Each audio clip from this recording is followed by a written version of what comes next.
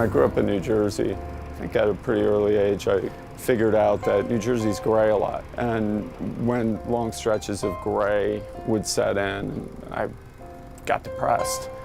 When I was 9, I came out and visited California and just thought this place was like Wonderland.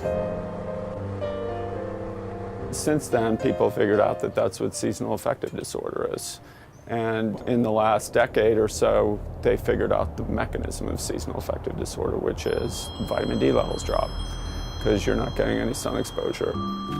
The estimate is that about 80% of people in the US are vitamin D deficient. The part that's synthesized from sunlight ends up going into your liver, and then vitamin D3 is made. And then because it's a hormone, that's one of the reasons why it's one of the most important health discoveries of the last decade, because it ends up touching all systems in the body.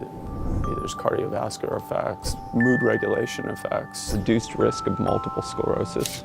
And then I was really shocked to find out that 600,000 cases per year of cancer are preventable through having safe vitamin D levels.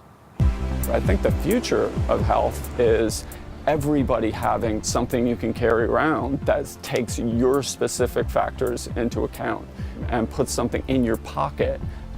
The app I developed is called D-Minder. It's for tracking how much vitamin D exposure you're getting from the sun. When you download the app, it just asks you for your birthday and your weight and your height. It lets you take a picture of your skin to get your skin type. It shows you a table and you can put in the things that you potentially have in your diet. And that's kind of a wake-up call, because milk has such a tiny amount of vitamin D in it. You'd have to drink 1,000 glasses of milk a day to get your vitamin D. And then you can literally go in and start tracking your first exposure. We built in warnings. We were figuring out, okay, you should be out in the sun for no more than 8 minutes, given that it's UVI 11 and you've got really light skin.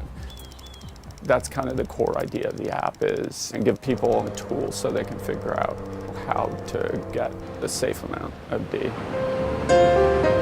It's kind of funny, somebody said to me recently, why would you do something like this for free? And my response was, even law firms do pro bono work. Invention really kind of drove me the idea that you can make things with just basic tools is really compelling. Even if you get people to the point where they learned a bunch of stuff from the app, then intuitively they're going to know more things going forward. People will behave differently.